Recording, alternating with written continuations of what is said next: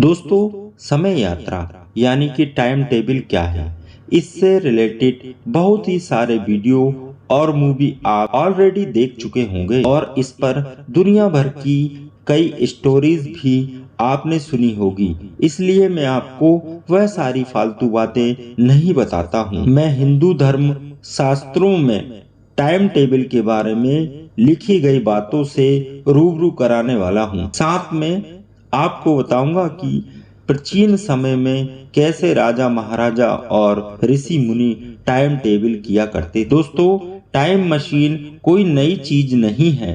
प्राचीन समय में ऋषि मुनियों के पास ऐसी विद्या भी थी जिसके माध्यम से समय यात्रा कर सकते थे और किसी का भी भूतकाल एवं भविष्य बता सकते थे। लेकिन ऋषि मुनियों को लगता था कि शायद आगे भविष्य में इन सब का दुरुपयोग हो सकता है, इसलिए यह विद्याएं धीरे धीरे लुप्त हो गई।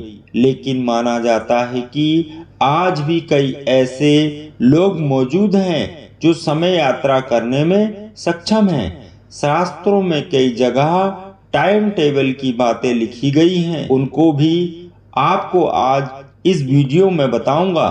साथ ही रावण की टाइम टेबल मशीन के बारे में भी आपको बताने वाला हूं। दोस्तों, वीडियो बहुत ही ज्यादा इंटरेस्टिंग होने वाली है, इसलिए लास्ट तक बिना स्क्रैप करे वीडियो को पूरा देखना और चैनल को सब्सक्राइब करना। आज के वैज्ञानिक काल में ही नहीं बल्कि प्राचीन काल से ही समय एक युग और दूसरे युग में पहुंचने जैसी कहानियां प्रचलित है। हिंदू अध्यात्म से जुड़ी समय की एक कहानी काफी प्रसिद्ध है। यह कहानी सूर्यवंशी परिवार के राजा रेवत ककुदमी से जुड़ी है।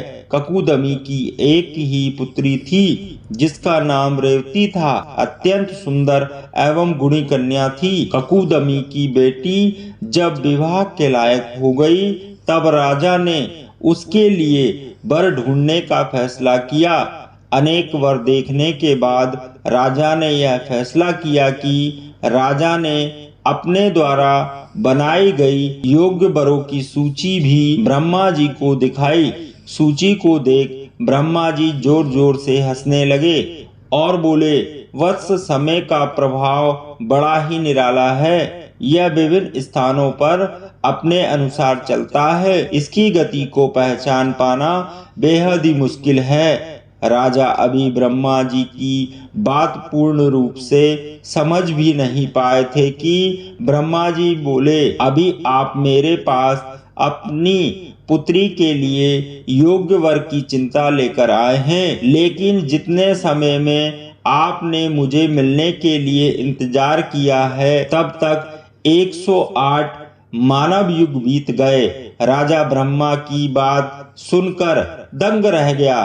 ब्रह्मा जी आगे बोले, आप यहाँ जितनी देर से मेरी बात सुन रहे हैं उतने में धरती पर एक युग बीत रहे हैं। अर्थात ब्रह्मा का एक दिन 1000 महायुग के बराबर है। इसके अनुसार ब्रह्मा का एक दिन पृथ्वी 4 अरब 32 मिलियन वर्षों के बराबर है। यह थ्योरी ऑफ रिलेटिविटी को संदर्भिता करता है। इसका मतलब है कि ब्रह्मा किसी ऐसी जगह या आयाम में रहते हैं। गुरुत्वा आकर्षण हमारी कल्पना से अधिक है। इसका मतलब है कि उस आयाम में समय धीरे धीरे गुजरता है। इसी उपरांत कहा जाता है कि रावण भी टाइम टेबल में पारंगत था और भूत और वर्तमान द्वारा दोनों घटनाओं को एक साथ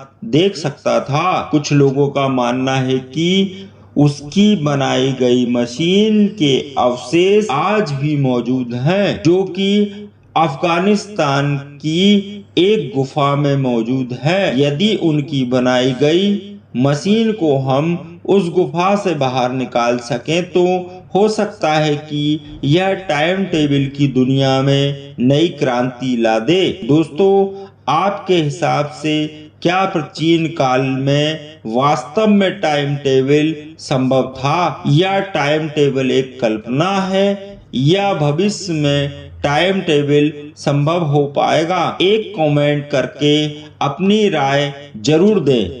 और आपको वीडियो अच्छा लगा हो तो प्लीज वीडियो को लाइक और चैनल को सब्सक्राइब करना बिल्कुल ना भूलें।